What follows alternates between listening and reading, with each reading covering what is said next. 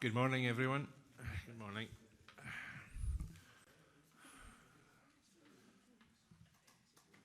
Thank you to everyone for attending this morning's meeting of the Audit Committee.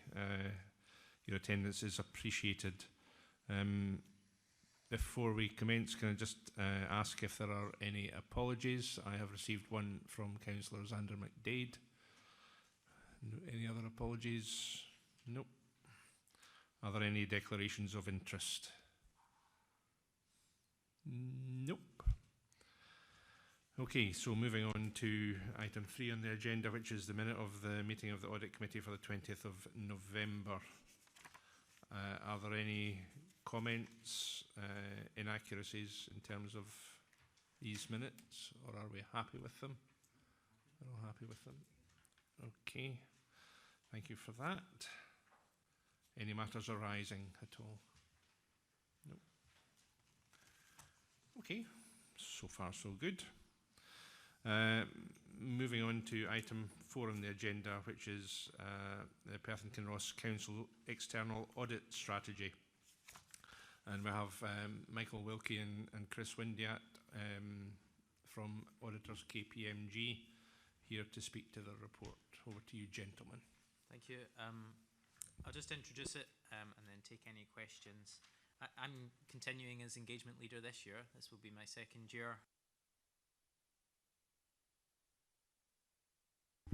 Fourth year of 5 as external auditor appointed by Audit Scotland. I'm joined by Chris, who's been involved in the audit for a number of years and takes over responsibility as engagement manager this year. On page 12 of the committee documents, or page 2 of our report, we provide an introduction and background to the report, but I would move on really to the detail on page 13, which summarises our overall objective, ultimately to conduct work that's sufficient to enable us to issue an opinion on the financial statements. And beyond that, we have additional responsibilities under our appointment by Audit Scotland to consider wider scope activities conducted by the Council, along with best value, certification of a number of grant claims, consideration of the Council's participation in the National Fraud Initiative, and also arrangements for preparing and publishing statutory performance information. Our responsibilities haven't changed from prior year, and the team is consistent as well. On page 15, or 5 of our document, we summarise the main elements that are contained within the strategy, and I would really intend to just focus on this page and the next, and then take your questions. We have set materiality on a basis consistent with prior year at 2% of gross expenditure. That's just under £10 million. That means that we use that number to determine the extent of testing that we conduct. However, we do identify errors below that amount and would report any error individually or when taken with others over £250,000 back to committee, and also any errors or adjustments to presentation which we considered were important because of their nature rather than their monetary amount. We also highlight within our report the significant risks that we consider are inherent within the audit this year, and being a significant risk dictates the extent of audit testing that we're required to conduct under audit standards. They're shown in the left-hand column there and under the bullet points. The first 2 are presumed to exist by audit standards in any organisation, the first being management's ability to override controls and commit fraud because of their position and status within an organisation. We accept that that's a risk and conduct procedures in respect of it. The second is the risk of fraud risk in respect of expenditure presentation, so recording expenditure potentially in an incorrect period. And again, we accept that there is some risk in that respect within the audit. The next 2 are specific to the audit of Perth and Kinross, although common with a number of our local authority audits, and both relate to areas where there is a degree of management judgment in the number which is ultimately in the financial statements.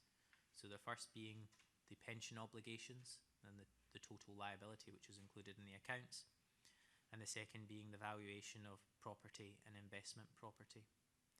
Within the body of the document, we set out a bit more detail about what each of those risks is and how we intend to approach them. The risks are consistent with the prior year, but we have expanded our definition of the second risk in respect of valuation of property.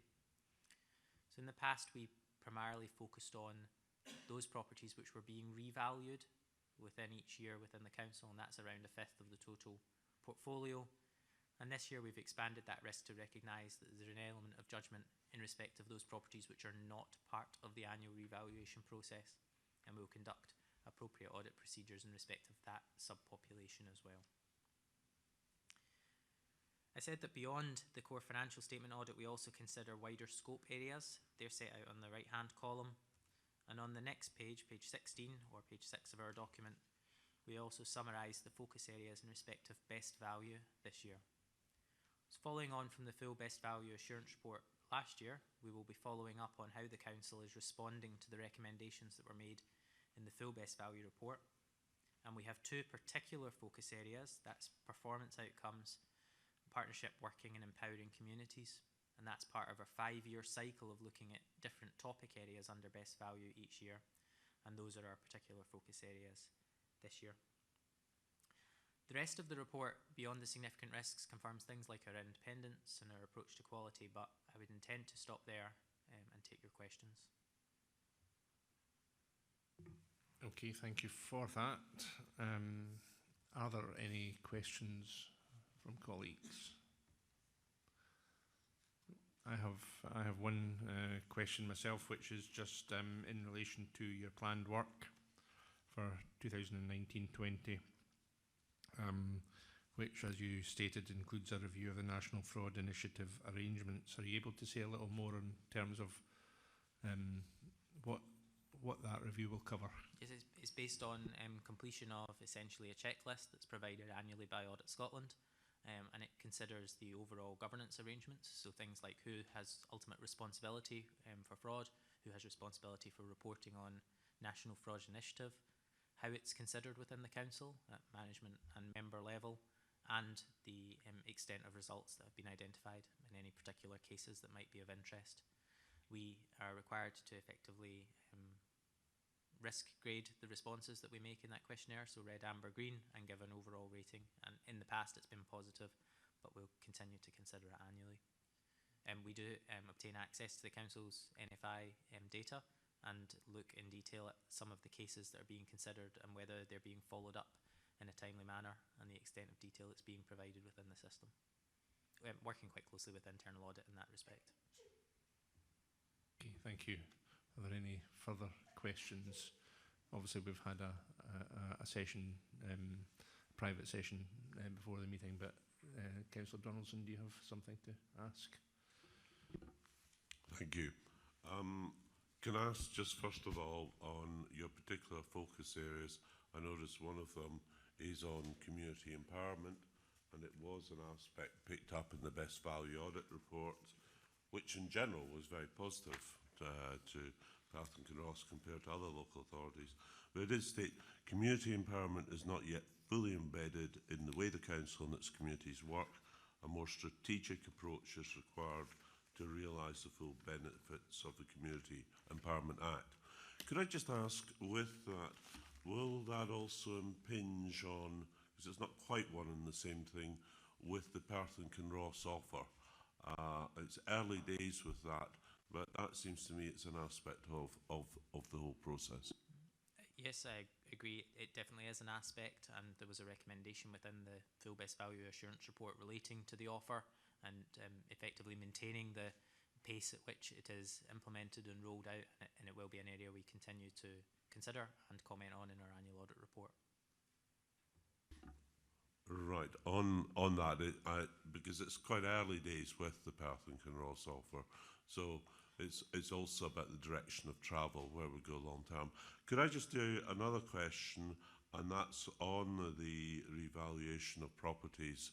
It's on a rolling basis, on a 5-yearly basis, with some exceptions, especially on investment properties. Is that the general procedure with all councils, or are there variations? Obviously, if you do it more frequently, there are costs involved in doing that, but it gives you a more up-to-date position, a greater certainty. And can I ask, how does that compare with the publicly quoted company? How frequent will they, under accounting standards, have to revalue their properties? First of all, from a local authority perspective, the approach of valuing on a 5-year cycle is common, probably typical, and certainly it's my experience with any local authority I've worked with. Investment properties specifically, because they're held at effectively a market value, are valued on an annual basis. Our focus area is consideration of how the council considers those properties which are not revalued.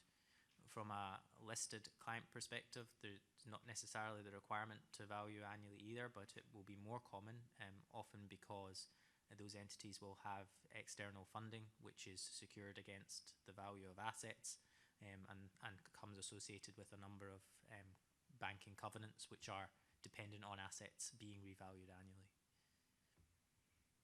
Okay, thanks. Okay, if there are no further questions, gentlemen, thank you for your time, and I know you have somewhere else to be. So thanks again, and no doubt we'll see you again in due course. Thank you.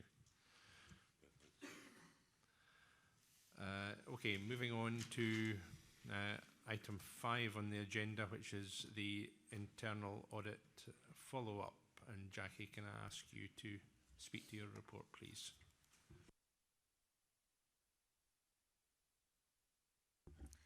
Thank you, Convener.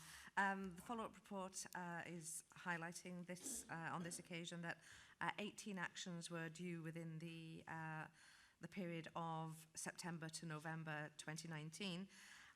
Of those 18 actions which were due for completion, 14 have been completed, with the 4 that are in the appendix, the exceptions.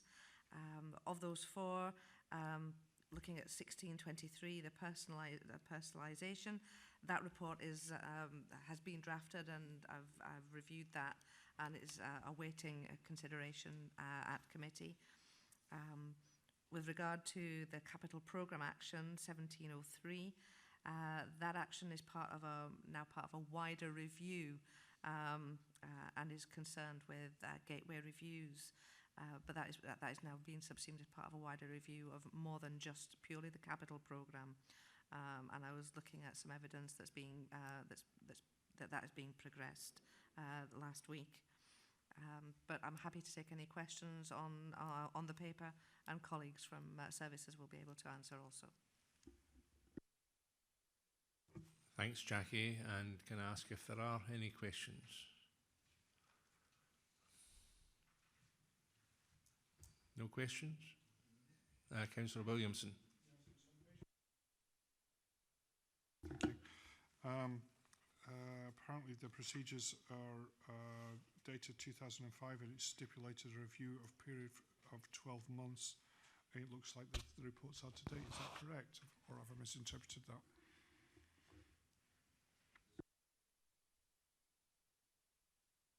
Roads Maintenance Partnership item. So you're saying the procedures are also in need of review, as the document is dated 2005, and stipulate a review period of 12 months, and the approval section states await SMT authorisation. So again, what was your question, Mike?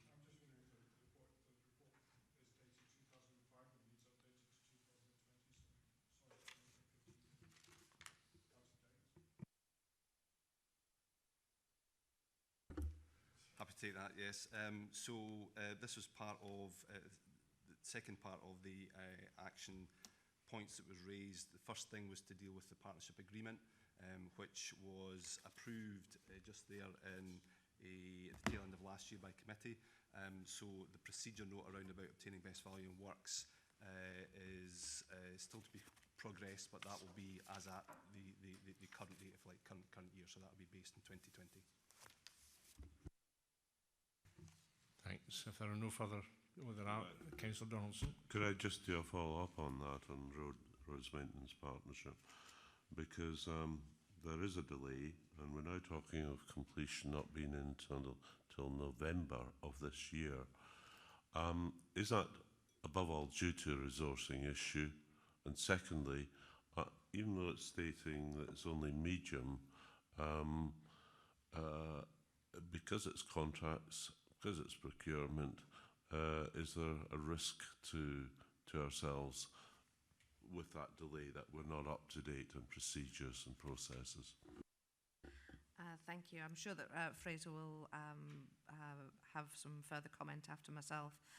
The action was medium at the time, with the major part of that action being the first part, so 7A, which has been completed and has been submitted to committee in May. This is a follow-on piece of work to ensure that the procedures support that. But I don't know whether Fraser wants to take anything else forward. Thank you. Yeah, just to provide assurance that this is about the procedural note. We do undertake best value assessments on an ongoing basis regarding our procurement. This is a procedural issue. Thanks. And follow-up question, another area. Am I right in saying on school state strategy that should be resolved at the Lifelong Learning Committee meeting in March? Yeah. Greg? Councillor Donaldson, we're in the progress. We have a draft. If it's not March, it will certainly be May at the latest. Okay, so it's not certainly March, but it's certainly latest by May. Yeah. Thank you. Okay, thank you. If there are no further questions, can we accept the report? Thank you. Okay, moving on to item 6 on the agenda, which is internal audit follow-up. And again, Jackie, can you give us a little narrative, please? Thank you. Thank you, Convener. The report 6 gives an update as to where the internal audit is with the planned areas of work. We're progressing with the internal audit plans for both here and also with our work separately with the Integration Joint Board. I currently anticipate that the plan will be completed as planned. What paragraph 1.3 details that the work has been undertaken on NFI, which has been referred to earlier by our external audit colleagues, and there's a separate report on the outcomes from the latest NFI report, the NFI exercise. External audit commented regarding the questionnaire that will be assessed regarding our compliance, and that's been completed and continues to be our own sort of internal document for how well we're progressing with NFI. So, a section of that does come forward to this committee at the start of each exercise for you to endorse as those charged with governance. So I think that we're well progressing with that, but the NFI exercise is now complete for Perth and Kinross. Okay, thank you. And if I can add, as I understand it, item A1904 on transformation, which was scheduled to come to this committee, wasn't quite ready in time, but it's definitely going to be there for April. Is that correct? That's correct, yes. Okay, thank you. Okay, are there any questions from colleagues on this report? Sorry? I was wanting to know Sorry. the difference between report in discussion versus in progress, considering the audit committee date was the same, but I think you've just answered that question, Convener. Sorry. Councillor Donaldson, your finger poised over the button there? No? Don't think there is, no. Just clarification on one or two things.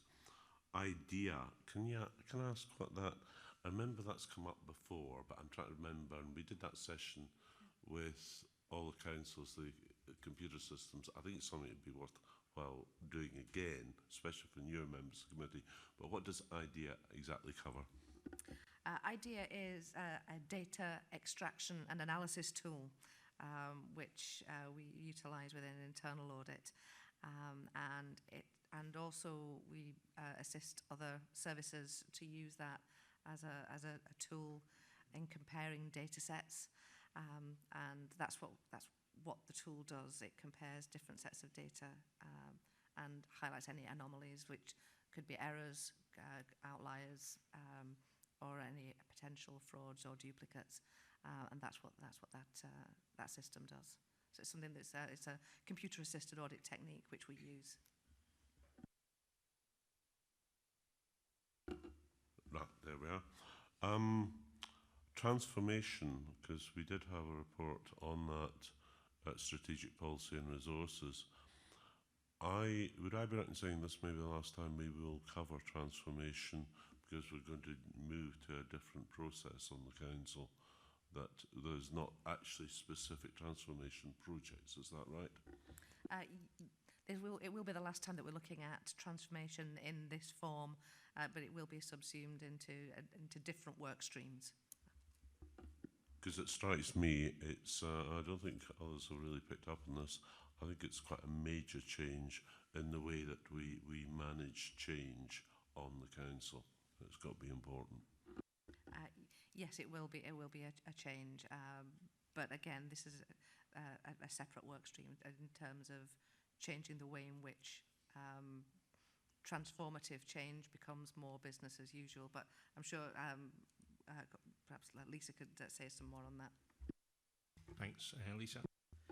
I think we've previously had a transformation programme over the last significant number of years, which I think has served us well, but it's seen its day. And that we're moving away from looking at change and improvement projects as standalone items, because basically managing change and initiating improvement is really now part of the day's job, given the financial climate that we're in.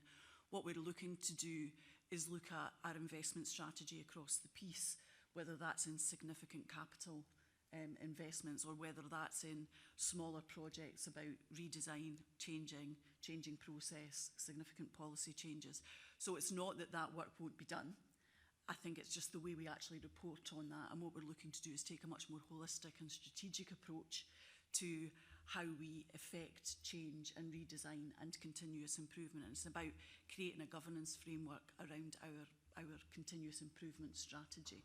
I don't know if any of my colleagues down this side of the table want to add anything to that, but that's basically the direction of travel. Okay, very good. You concur, right? Okay. No, that's fine. Okay, thank you for that. Anything further, Stuart? No. Okay, are there any further questions? If not, can we agree to note the report? We can. Thank you. Okay, so now we move on to the individual reports, and firstly under corporate and democratic services, we have EU withdrawal, which seems to have happened. So, Jackie, over to you. Thank you, Convener. This report was looking at the Council's preparedness for withdrawal from the European Union, and we utilised the documentation which Audit Scotland put forward to support reviewing the Council's preparedness. There are 4 control objectives with ratings of strong and moderately strong, and the service has been very clear in acknowledging the risks of the known risks and the unknown risks throughout the process. And overall, the Council has been well prepared for the withdrawal. We have Alison Seggy here, who has done, and Keith McNamara, who have been leading on these work streams. So I'm sure that they'll be able to answer any more detailed questions that you might have. Thanks, Jackie. Expecting there to be 1 or 2 questions on this one. Councillor McCall. Oh, no. Oh, no. All right, okay. Councillor Coates.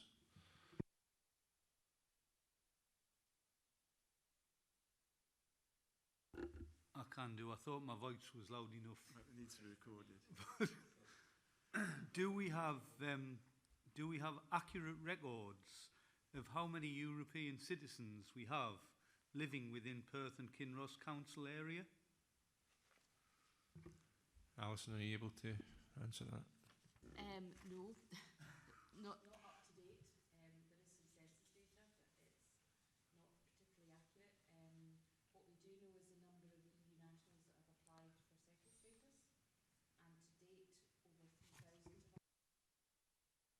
Sorry, can you use your microphone as well, please? Or- That's yours as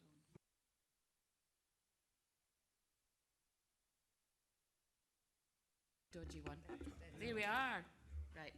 Sorry, so we do know how many have applied for settled status. So the number today is some 3,030 individuals, with approximately 2,500 of those already concluded, and 99% have been accepted. So I think we estimate about 5,000, but I actually think that's probably on the low side, because we did some work quite a few years ago that looked at EU nationals just on farms. This is 15 years out of date, but there was about 10,000 at that point. So it's a difficult number to get an accurate one for. We do have some stats, we do have some census stats. I don't have them to hand at the moment, but I can get them for you if you wish.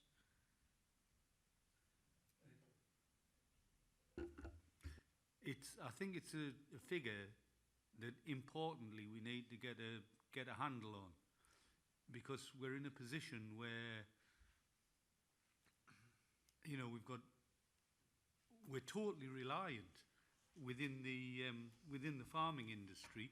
We're totally reliant on European immigrants, and I think we're in danger of putting the farming industry into a hole, to put it bluntly. I appreciate your concerns. I don't think it's a figure we'll ever be able to get 100% accurately. And it's not just farming that we're concerned about. The retail sector, the tourism sector, in particular hospitality. There's just been some headlines in the Courier a couple of weeks ago about concerns, and it is one of our major concerns and major risks going forward, is about replacement staff for some of these sectors. And it is something that is on our radar and we've considered. We've been trying to do some things around it, but it is a difficult issue. Lisa, if you'd like to come in. I think what we need to bear in mind is that the information that we got, we're entirely reliant on individuals providing that information to us, and if people are not responding to the requests for information that we are putting out there, then we're quite limited in what we can do. We can only work with the information that individuals will give us about themselves.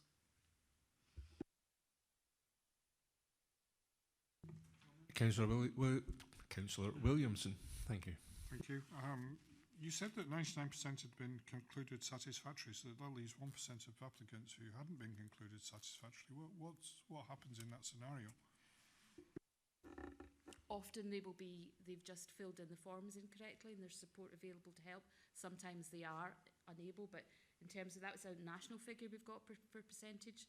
Actually, in a Perth and Kinross context, the numbers are actually, it's only 10. So we had 2,440 concluded cases, and of those, only 10 were refused. So it's actually less than 1%. So it's a small number. Okay, thank you.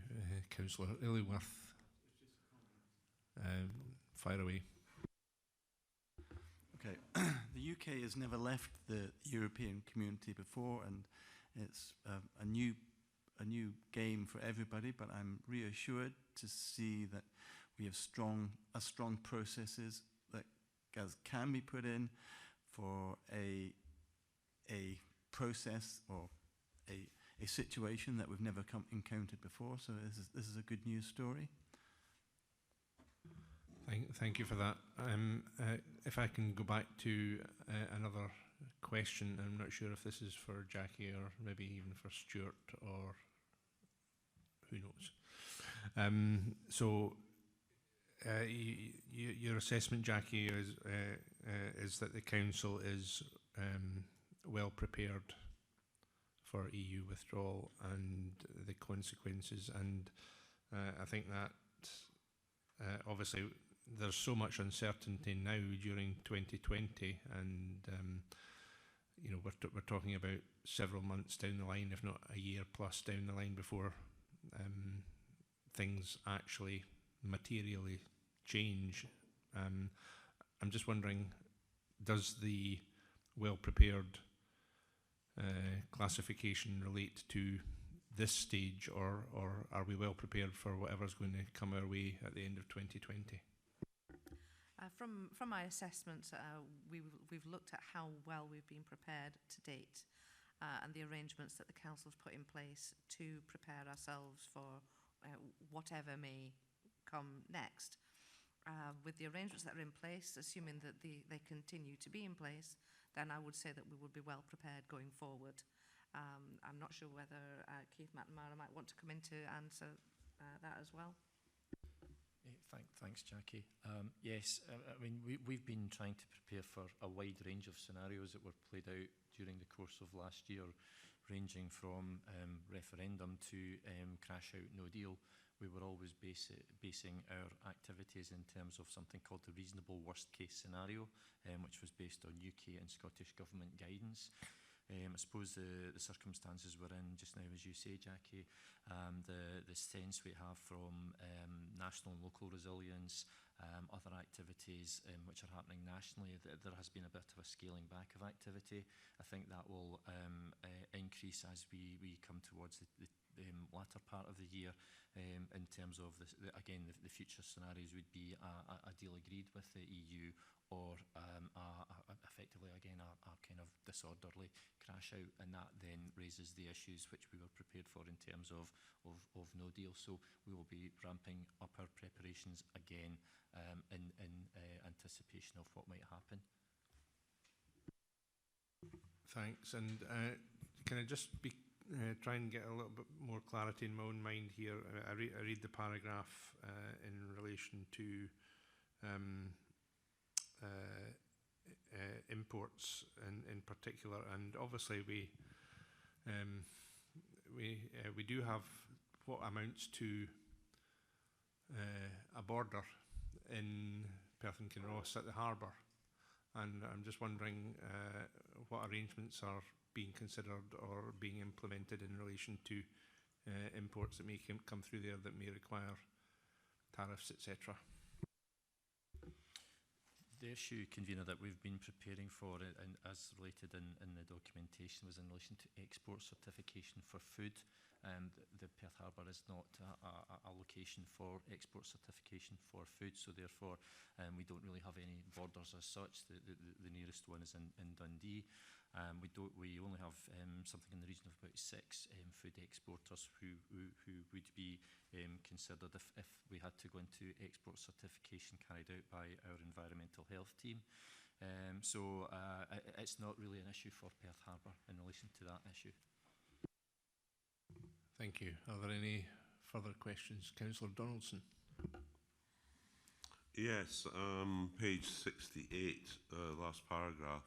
But can I just say quickly, a quick comment, and that is my understanding of the words "a good news story" are slightly different from those of Councillor Illingworth, in particular given the uncertainties that exist between now and the 31st of December this year.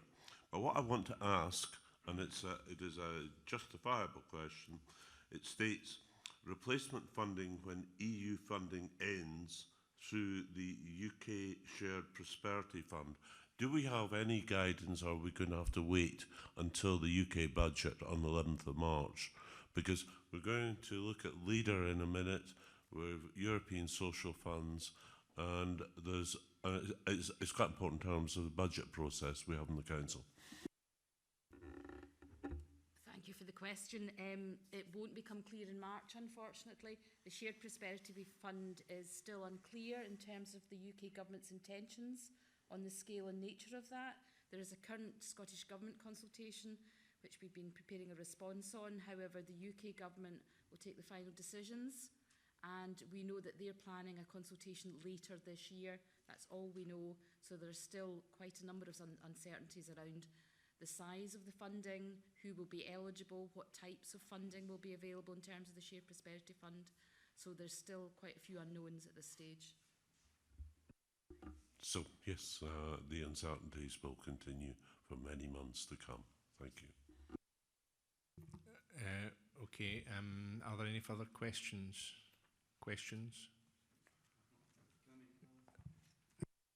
Yeah, you can make another question. Can I just comment? Can I just say before we go any further that let's keep the politics out of this committee. Thank you. Yeah, my comment about it being a good news story, I think it's a good news story that Perth and Kinross Council is as well prepared for the uncertainty that's coming ahead of us. So. you've stolen the words out of my mouth, David, and thank you for that. And yeah, and that is encouraging to see, and testament to the efforts of everyone involved in getting us to this point. So thanks for that. If there are no further, well, there are. Is that a comment or a question? It was a comment, and I did mention it right at the beginning, and it is very similar to what has already been stated. The fact of the matter is, what we have in front of us is what we can do as a council to be prepared for what is coming. Change is always an interesting concept. At the moment, we're looking at a purchaser offer, which will be changed to the communities, and they will be nervous about that, and they will be uncertain and unsecure about what is happening. But we still move forward with that change, and we are moving forward with this change because that is where we are. I am absolutely thrilled by the work put in by our officers within this council to come forward with a paper and a proposals to say that we are as prepared as we possibly can be for whatever is coming down the line, and they should be congratulated for that. Thank you again for your comments, Councillor McCall, and again I heartily endorse these. And can we agree to note this report? Thank you.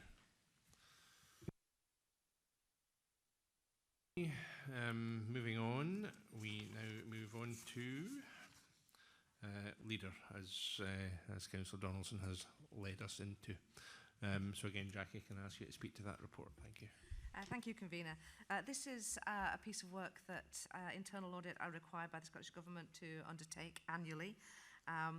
We're concerned with looking at the processes which are in place to support the Scottish Government in their work when it comes to applying the criteria for leader, which is part and parcel of their dealings with the European Union. This is a strong report with 2 control objectives, both of which are strong.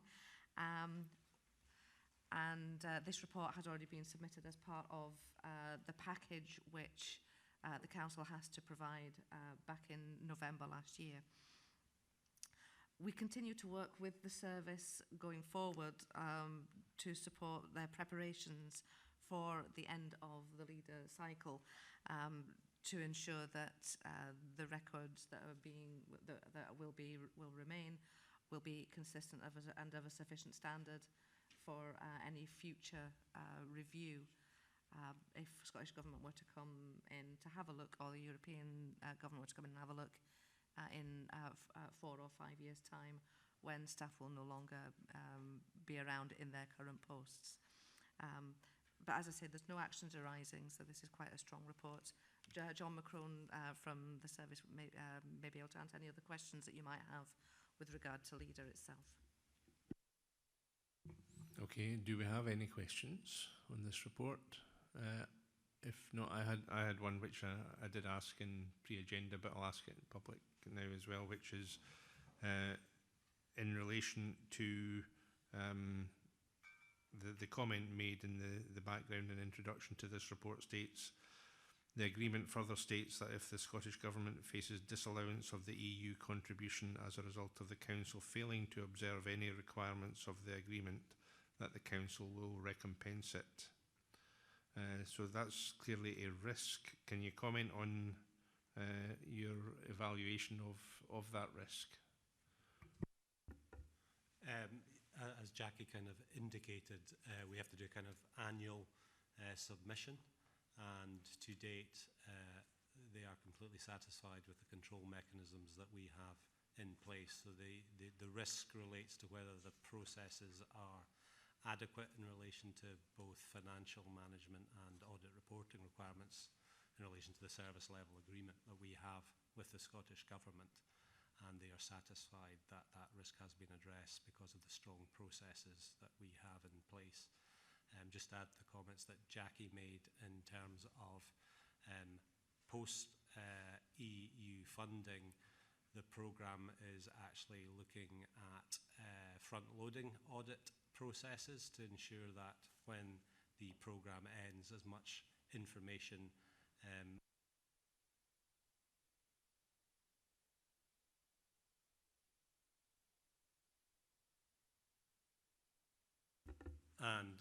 also in terms of the other previous question in relation to EU and and UK subsequent shared prosperity funds. The LEADER programme is also looking at what the benefits of that programme have proved to be in terms of support to the rural economy, and putting forward proposals in terms of how that can potentially be taken forward through other funding mechanisms. So we've sought to address both management of the existing process and gaze to the future with the context of what may be once we know what those funding opportunities may be. Thank you. Are there any further questions? Any comments? No. Can we agree to note the report? Thank you. Thank you. Thanks for your work on this. Okay, moving on now to item 7.2b on the agenda, which is on recycling centres, and we have Mr. Paul Garden here from the service to answer any questions. But Jackie, can you do your introductory comments first, please? Thank you, Convener. This is an audit on recycling centres, and it's quite a complex area of council business, which I think is reflected within the report. There are 3 control objectives with moderate strength of controls, and 6 findings with 8 actions arising out of those findings.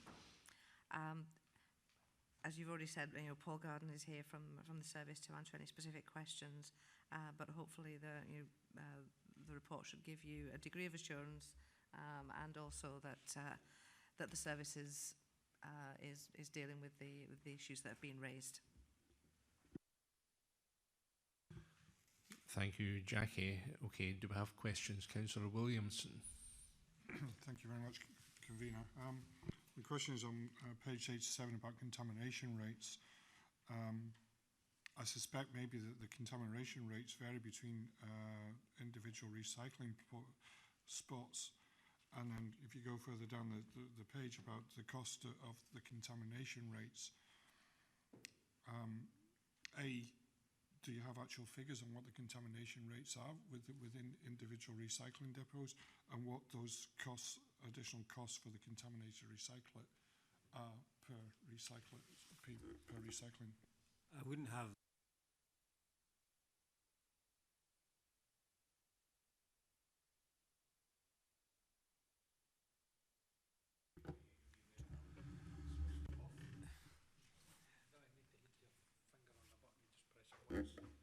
there we go.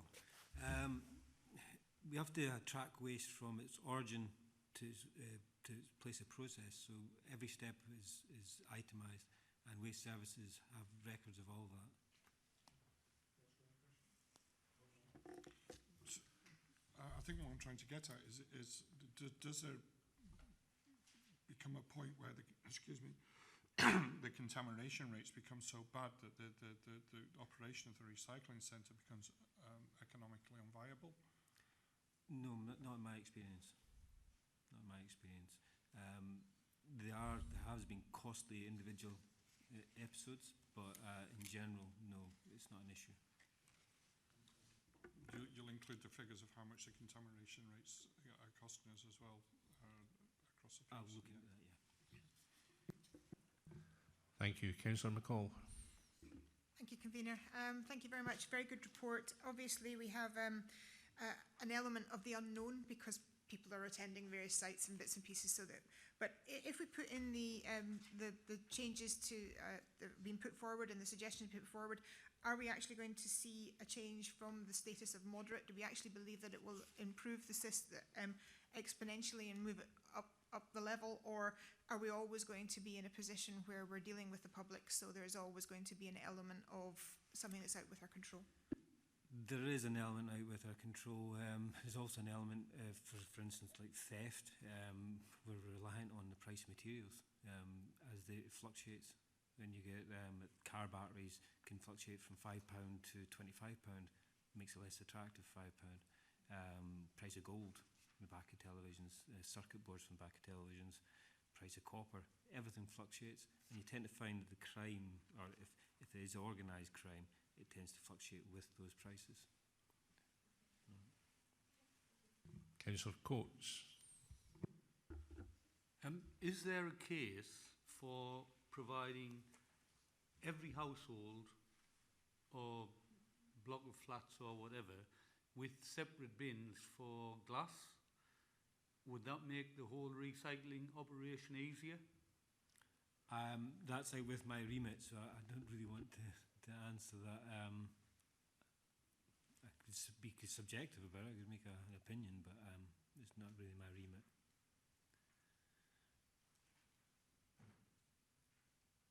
Are you happy with that answer?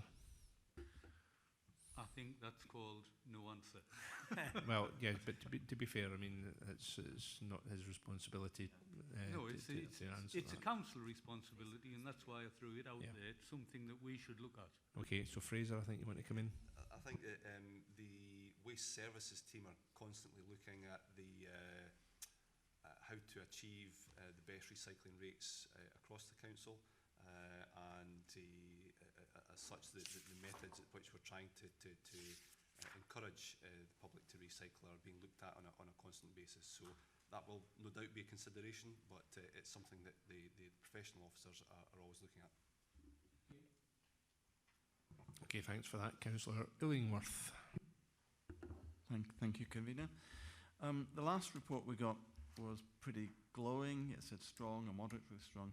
These reports say moderate, which is okay, that's fine. Have you made any changes to your processes and procedures as a result of this report? We have implemented some of the recommendations, and we are planning to implement further. I think there's a report going up for additional staff. One report was from 2 years ago you approved, and we are getting some additional staffs on the busier sites. More manpower on the site, or women on the site attendants, more eyes on what goes on, more able to manage the sites. We're also putting a paper up, our colleagues in Waste Services, for an additional 2 members of staff in their team. And one of the remits of one member of staff will be to analyse records of commercial activity on sites.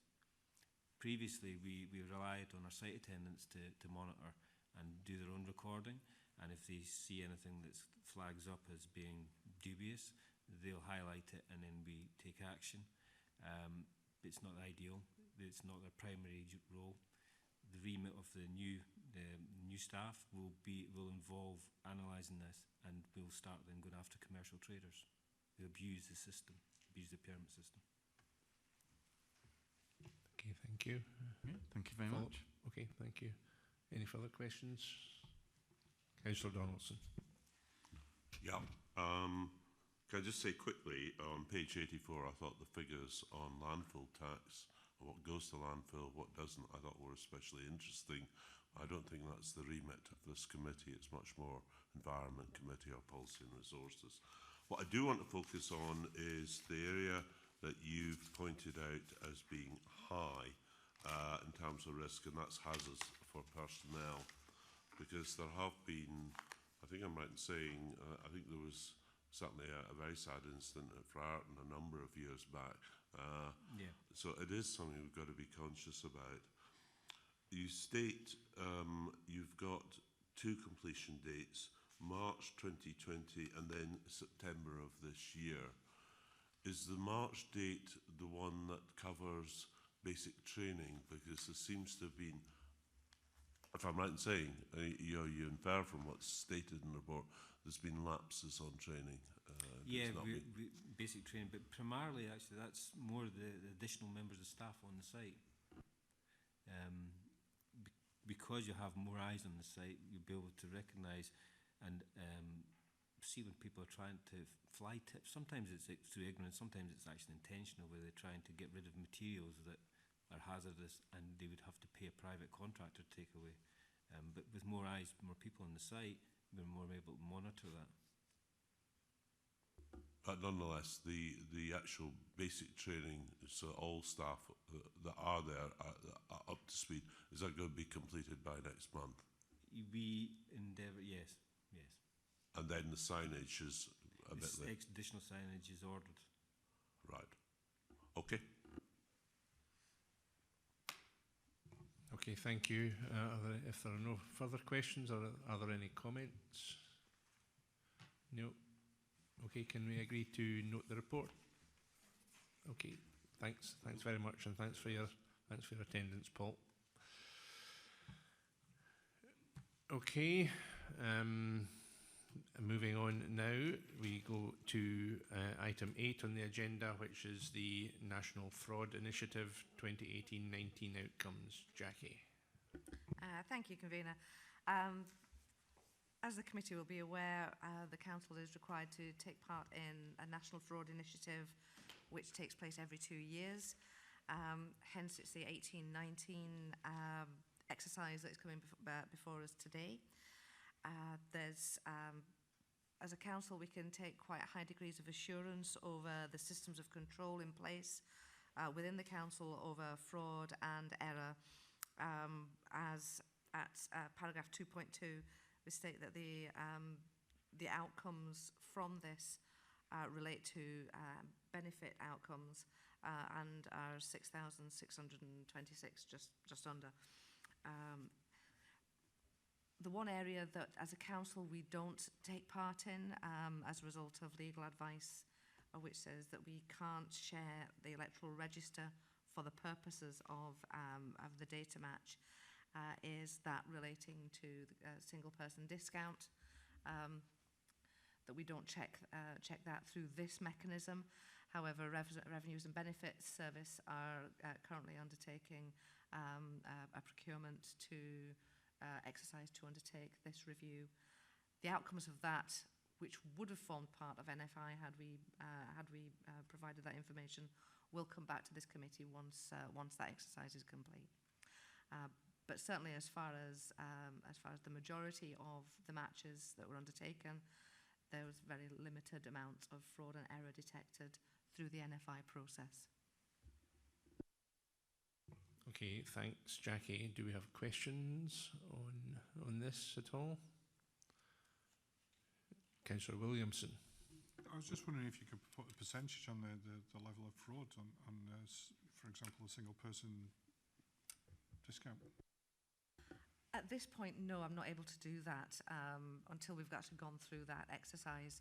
Certainly nationally, the majority of councils have outcomes relating to the single person discount. That is quite a high area of identified error and fraud. And hence the reason that the Revenues and Benefits Service are undertaking a similar exercise. But their exercise will also incorporate the likes of credit card information, so it will be broader than simply checking with the electoral roll. Is there a national figure at all? The national outcomes will be reported later in the year, and as and when that report is published, I'll bring that back to committee. Thank you. My question, and I've asked it before, but I'll ask it again. Asked, I think, last year, if not the year before, just in relation to the legal advice. Lisa, I wonder if you can just comment again. We are, I think, as I understand it, one of 2 local authorities that don't provide this information, but the others do. Presumably there hasn't been any legal challenge to the other local authorities in terms of the uses they put this exercise to, and I'm just wondering whether there's any if that is the case, and if so, are there any plans to review the legal advice, or are we pretty sure of our ground? I think this question gets asked every year and gets looked at every year by the person who has the service manager, the legal manager who has the most knowledge around the Representation of the People Act and electoral legislation, and also by the Council's Data Protection Officer. And both are of the opinion that the current terms of the Representation of the People Act don't allow this information to simply be handed over for the purposes of the NFI. I couldn't comment on whether or not other local authorities have even sought legal advice on this particular issue. I'm not sure. I know that in my previous guise, we were never asked advice, it was just implemented. So in a previous authority, so I couldn't comment on whether or not the question's been asked in other authorities or whether or not there's been any challenge. I'm not aware of that. What I do have is assurance from the lawyer and the data protection officer who have looked at this in some depth, that they don't think the current provisions allow us to do that. However, it doesn't stop us participating in the exercise, as we've already heard, and there's been no backlash in terms of the process that we adopt that we think is legally safer to comply with the exercise. So, and there's been no change in legislation that would make our two officers change their opinion on that. And in terms of the discussions that I've had with them, I concur with their advice. Okay, thank you for that. Are there any further questions? Comments? No. Can we agree to note the report? Thank you very much. Thank you. Okay, we're now moving on to item 9 on the agenda, which covers cash. Now, this is an item which it is recommended that the public and press should be excluded due to